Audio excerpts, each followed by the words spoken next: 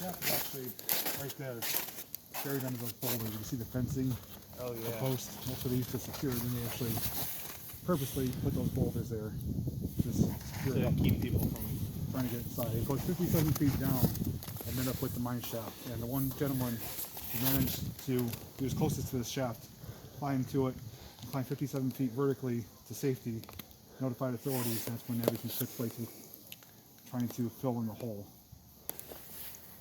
And this was just a ventilation shaft. It was never meant to be a man way for escape. Yeah, so he had no way of no ladder to get out. He was climbed up like this. But they did bring, I think, a drop ladder, and 33 men did escape out of this hole.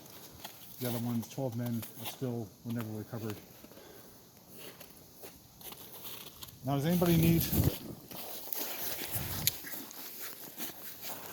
So, the Knox Coal Company worked in this area. Behind me is the Susquehanna River. They were following a vein of coal that went under Wyoming and West Pittston, working its way through the side of the mountain. The coal vein went under the river, and with mine safety regulations, they said that they could be no less than 35 to 50 feet between the bottom of the river and their workings. They couldn't go any less than that, or else it would be a potentially catastrophic situation.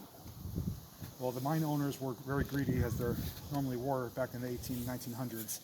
They told the men, keep following the vein of coal, which was sloping upwards towards the bottom of the river. They got as close to as 6 feet between their head and the bottom of the river. They were actually able to hear the water rushing overhead. They also had what we call pillars, which are columns of coal. They used those, they left them in place to help support the wall to prevent collapse. They told them what is called robbing the pillars. They removed those pillars, which were rich in coal, and basically left no support between their workings and the bottom of the river. So January 22nd, approximately 11 a.m., they were working, and the river broke through. Started immediately flooding the tunnels, which went for miles in different directions. And one of the tunnels connected to the Eagle Air Shaft right here, which was the ventilation shaft.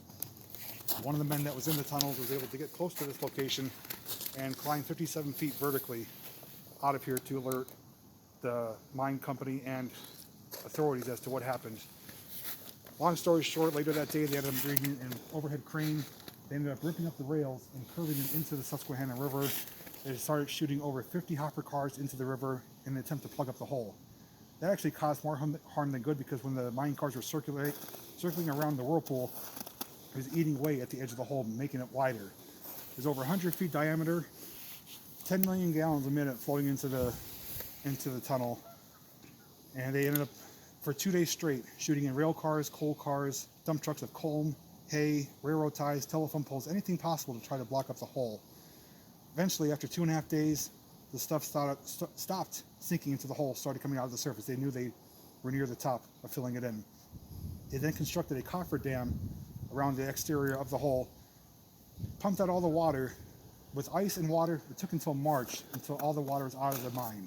So they knew by then there was no chance of rescue. It was going to be recovery. There's pictures on my Facebook that I shared where they finally got down into the mine shaft, and it was littered with everything they dumped down there: coal cars, telephone poles, railroad ties. They searched the mine for a day or two, never found the 12 men. They don't know if they got washed away to a different mine. Most likely, we assume they got buried under all the material that they threw into that mine. So any attempts of them being rescued, they're now entombed from all that. So once they couldn't recover them, couldn't find them, they ended up putting a concrete cap over it and building the earth up over it, which we'll be standing on later on. And that basically changed mine regulations and safety regulations from there on forth with other mine companies. They said it did end deep mining here in northeast Pennsylvania. That's not true. There were nearby mines. One of them is the Glen Alden mine that was nearby. Some of the tunnels did connect to this, but they ended up shoring them up, pumping out the water, and continuing operations. So the Knox Coal Company did receive several violations. They went to court, or several lawsuits, and family members, some of them did receive payouts, but thankfully 33 men did survive, 12 men never to be found, but are memorialized with these plaques that are here. And that's pretty much the sum of it.